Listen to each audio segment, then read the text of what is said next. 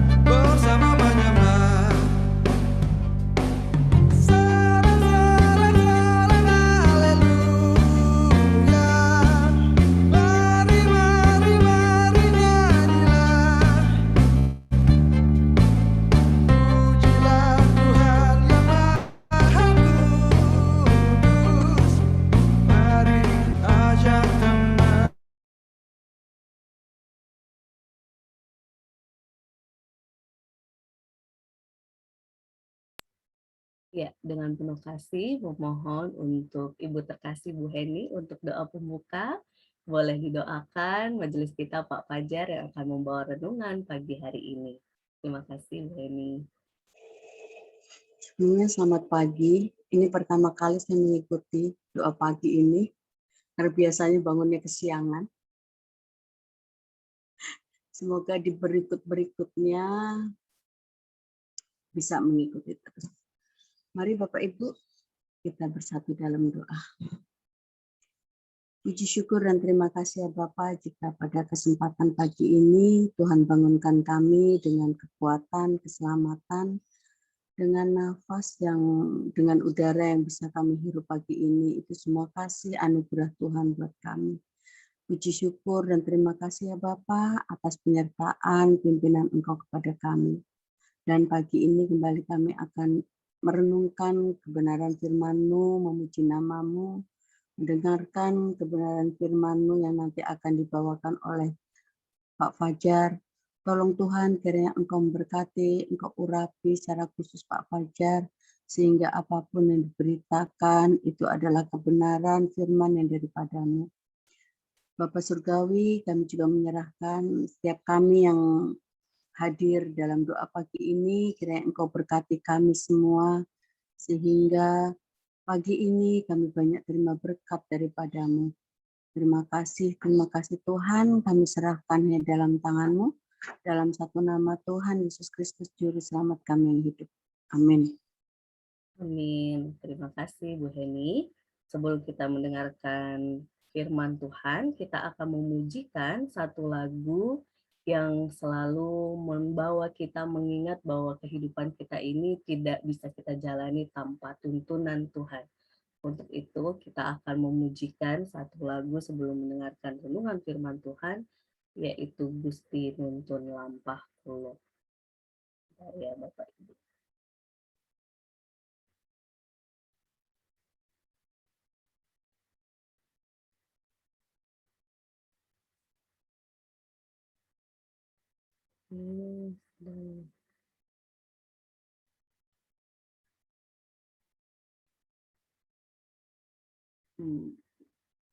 Bapak Ibu ini loading tiba-tiba. Oke, kita pujikan Gusti Nuntun Lampah Kulo.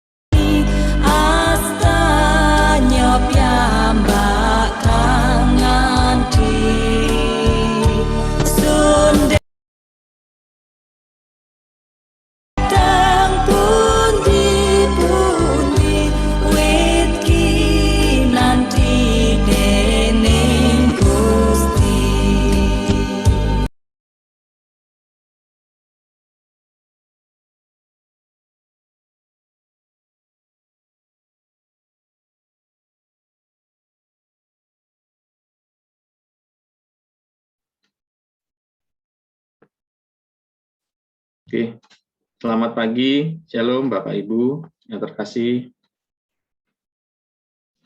Suaranya kedengaran. Shalom Bapak Ibu, selamat pagi. Shalom. Ya, sangat bersyukur pagi hari ini akhirnya dapat berjumpa dengan Bapak Ibu untuk sama-sama belajar tentang firman Tuhan. Firman Tuhan pada pagi hari ini kita belajar dari Mazmur 114 ayat 7 dan 8. Mazmur 114 ayat 7 dan 8. Demikian firman Tuhan. Gemetarlah hai bumi di hadapan Tuhan, di hadapan Allah Yakub, yang mengubah gunung batu menjadi kolam air dan batu yang keras menjadi mata air. Bapak Ibu, ketika kemarin diingatkan Mbak Aban untuk firman Tuhan, saya juga termasuk pelupa, Bapak Ibu. Jadi kemarin, waduh, saya firman ya, saya bagi firman ya, gitu, seperti itu. Tapi sebetulnya ketika diminta itu ada kebahagiaan tersendiri ketika ingin membagikan firman, Bapak Ibu. Kenapa bahagia? Gitu. Karena saya sudah sadar diri kalau menjadi berkat itu atau membagikan firman itu adalah memang tugas kita sebagai anak-anak Tuhan, dan juga sebagai tugas kita sebagai Alkitab yang terluka. Selain kita dengan tingkah laku kita, dengan apa yang kita lakukan, kita juga memberikan berkat dengan ucapan kita, dengan renungan kita, dengan hidup kita yang bisa kita bagikan melalui firman Tuhan. Bapak Ibu, saya termasuk orang yang ada satu kata yang kadang-kadang menjadikan momok untuk saya dan mungkin untuk banyak orang, yaitu kata mustahil. Mustahil deh, gitu. Nggak mungkin deh, seperti itu. Itu yang kadang-kadang bikin pusing, Bapak Ibu. Mustahil akan terjadi, atau nggak mungkin deh akan terjadi. Tapi pagi hari ini kita belajar bahwa ya Tuhan yang berkuasa, Tuhan yang bisa mengubah batu menjadi kolam air, dan batu yang keras menjadi mata air. Itu kan luar biasa, berat banget gitu loh. Saya sangat beruntung, mungkin Mbak Aban belum tahu gitu. Waktu dulu itu saya ingat sekali majelis pembina saya, pendamping saya, Bu Suwarni ya waktu itu ya. Waktu saya awal mengawali pelayanan saya di Yeremia, itu saya dikuatkan. Betul ya, Bude? Iya. Iya, itu saya sangat bersyukur gitu kenal Bapak Ibu pelayan-pelayan Yeremia yang luar biasa yang menurut saya, dan sampai sekarang saya masih menjadikan Bapak Ibu adalah role model pelayanan. Orang-orang yang luar biasa yang melayani Tuhan, dan sampai saat ini saya kuat karena Bapak Ibu melayani Tuhan. Dan saya mau cerita juga, saya dikuatkan oleh pemuda. Waktu itu saya, pemuda ya Budi ya? Remaja ya Budi? Ya, remaja, betul. Betul. Nah, tanpa sadar, saya itu termasuk orang yang terlalu pesimis. Segala sesuatu saya pandang pesimis. Dan itu saya ingat tahun 2006. Kalau tidak salah 2006. Pesimis, saya semua pesimis, pokoknya pesimis. Tapi Bapak Ibu, di sini saya bukan ingin menyombongkan diri, Bapak Ibu. Tapi saya malah sangat berterima kasih dengan para anak-anak remaja kita. Waktu itu saya ingat banget tadi, karena Bude Astiti tadi menyampaikan ada Ana, ada Ii, ada Widya. Nah, itulah sahabat-sahabat saya dari awal dulu. Dan mereka yang membuat kata mustahil menjadi tidak mustahil. Walaupun saya tahu firman Tuhan saat itu, saya tahu, Tuhan kita luar biasa, saya yang ngajarin mereka. Tuhan itu baik, saya ngajarin mereka. Tapi ketika istri saya sakit, ketika saya banyak masalah, drop Bapak Ibu, drop. Saya waktu itu yang minta, ayo kita berdoa, waktu kita ada doa. Saya sok kuat gitu loh, tapi pada dasarnya hati saya drop. Sangat drop. Yang menguatkan saya adalah Tuhan melalui adik-adik remaja kita. Mereka bisa menangis bareng dan bisa berdoa dengan saya dan menguatkan saya seperti itu. Jadi Tuhan ajar saya melalui orang lain. Seperti juga dengan pagi hari ini, ketika saya bisa melihat Bapak Ibu di hadapan saya, itu adalah suatu kebahagiaan yang luar biasa. Ketika semalam bisa rapat majelis, itu adalah kebahagiaan yang luar biasa. Atau ketika kita bisa saling mendoakan seperti nanti, itu adalah kebahagiaan yang luar biasa. Kita boleh mengalami sakit, lalu boleh mengalami ekonomi yang nggak karuan di masa pandemi ini. Tapi Bapak Ibu harus jujur, itu yang membuat kita stres gitu loh. Karena apa? Apalagi saat pandemi ini, PPKM masih berlaku. Ya mustahil gitu semua roda bisa berjalan dengan baik. Kehidupan kita berkeluarga juga bisa lebih baik. Saat ini kata itu yang selalu ada di dalam kepala kita. Atau pengusaha, mungkin Mas Indro juga mengalami, Mas Indro juga pengusaha. Mustahil bisa bagus dan semuanya. Tapi Bapak Ibu, kita juga perlu sadar, kita kadang merasa tidak ada jalan keluar. Sangat susah untuk kondisi saat ini. Tapi sebetulnya, kalau kita sungguh-sungguh mengerti firman Tuhan, memang benar. Iblis, sang raja pembohong itu, memang tidak pernah berhenti untuk melepaskan yang katanya itu panah kemustahilan. Jadi dia selalu menekan kita dengan panah kemustahilan di dalam isi pikiran kita, lalu panah kemustahilan di dalam hati kita, supaya kita merasa ketakutan terus, supaya kita hilang kekuatan, supaya kita khawatir, dan terakhir Bapak Ibu, supaya kita putus asa dan mati. Mati dalam apa? Mati dalam pikiran, mati dalam tubuh, terutama yang membahayakan adalah mati dalam kepelainan kita. Dalam pikiran kita tidak ngapain melayani, Tuhan kita parah gitu.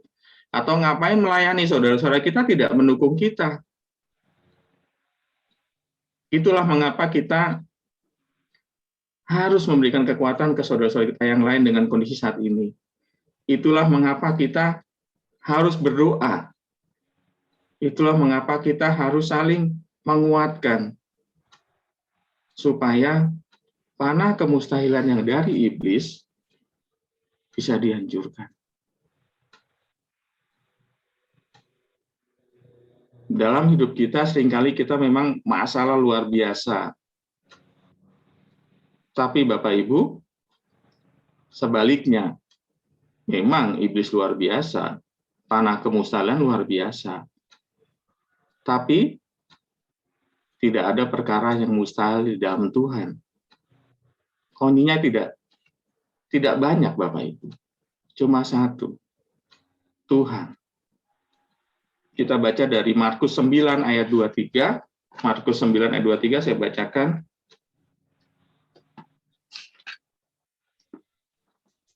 Markus 9 ayat 23.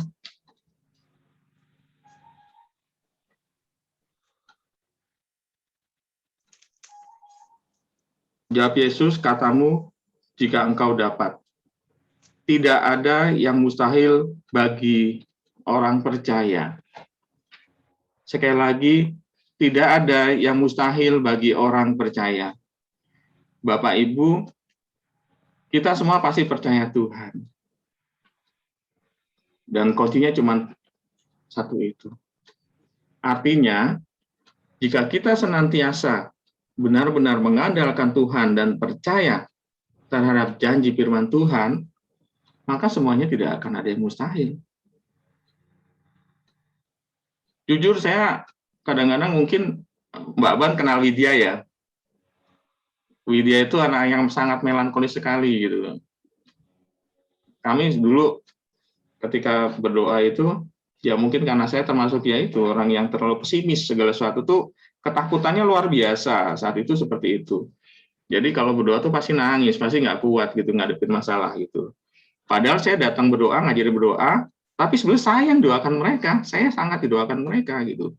Dikuatkan, pulang setelah doa tuh saya fresh lagi gitu, seperti itu. Tapi dalam hati saya memang masih ada ketakutan.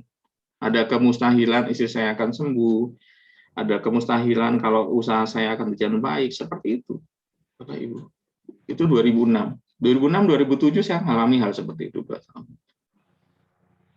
Tapi waktu itu saya ingat banget waktu itu yang bawakan, Mas Ludi, waktu itu membawakan firman Mas Ludi. Ada satu firman yang memang Bapak Ibu pasti sudah tahu firmannya. Jadi 1 Korintus 2 ayat 9, 1 Korintus 2 ayat 9. Saya sangat hafal banget firman itu karena bilang begini. Apa yang tidak pernah dilihat oleh mata, dan tidak pernah didengar oleh telinga, dan yang tidak pernah timbul di hati manusia,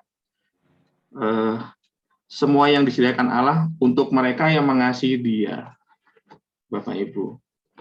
Jadi terlepas dari keputusasaan kita, terlepas dari keberdayaan kita, tapi sebenarnya Tuhan sudah menyediakan hal-hal yang tidak kita pikirkan, gitu. Hal-hal yang tidak memang seakan-akan tidak mungkin, gitu.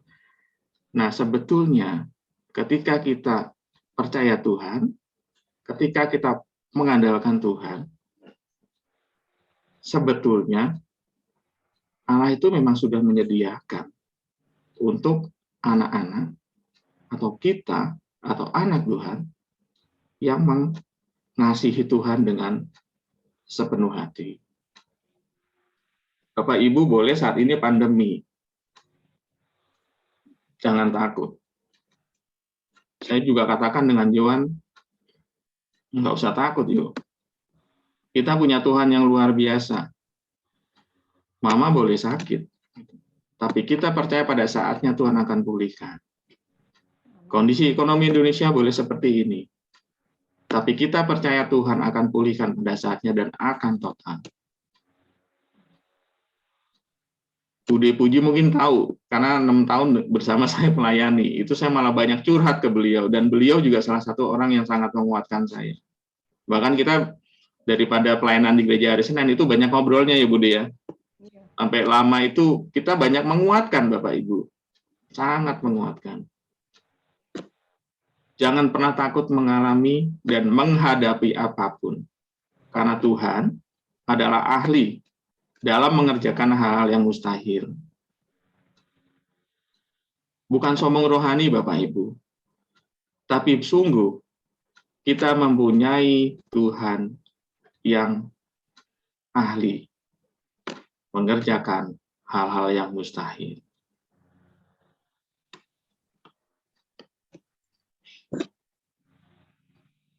Tuhan sanggup mengubah air menjadi anggur. Tuhan sanggup membangkitkan Lazarus yang sudah mati 4 hari. Karena jalannya Tuhan tidak dengan logika. Jalannya Tuhan tak terbatas. Itulah jalan Tuhan Bapak Ibu. Mari kita sama-sama belajar. Memang kita orang biasa. Tapi Tuhan yang layakkan kita menjadi pelayan Tuhan, menjadi anak Tuhan, dan menjadi berkat untuk banyak orang. Tidak ada yang mustahil dalam Tuhan. Karena Tuhan adalah Raja mengerjakan hal-hal yang sangat mustahil. Tidak ada yang terlalu sukar bagi Tuhan, karena Tuhan Yesus adalah yang Maha Kuasa. Kiranya firman ini sangat menguatkan diri saya sendiri, karena saya termasuk orang yang yaitu pesimis, termasuk orang pesimis, gitu. Dan masih sangat harus belajar tentang firman Tuhan, dan masih sangat perlu dikuatkan oleh Bapak Ibu. Perlu dikuatkan dengan doa. Itulah tugas kita untuk saling mendoakan. Kiranya Tuhan memberkati Bapak Ibu semua. Tuhan memberkati. Selamat pagi Bapak Ibu. Amin. Terima kasih Pak Fajar buat renungan firman Tuhannya yang meneguhkan kita, jemaat yang dikasih Tuhan, untuk percaya dan terus menghadapi ketidakmustahil itu, kemustahilan yang sering digoda itu ya Pak Fajar ya, dengan doa, dengan dukungan teman-teman persekutuan, dan firman Tuhan yang utama sebagai peneguh kita. Saya yakin Bapak Ibu terkasih, khususnya yang di Zoom saat ini, punya hal-hal yang bisa disaringkan tentang percaya di tengah-tengah keadaan sulit. Kita akan terbagi dalam room doa dan saling mendoakan dan saling sharing. Bagi Bapak Ibu yang mendengarkan dari YouTube, boleh dibawa doa setiap keraguan yang ada kepada Tuhan sehingga dapat diubahkan menjadi sebuah keyakinan, sebuah kemantapan, percaya, dan menjalani dinamika kehidupan ini dengan teguh dan yakin bahwa Tuhan menyiapkan di luar dari logika kita seperti apa yang menjadi renungan yang sudah dibawakan majelis terkasih kita. Terima kasih Pak Fajar, kita akan terbagi room dan selamat saling mendoakan Bapak Ibu terkasih jemaat yang mendengarkan lewat YouTube. Tuhan memberkati.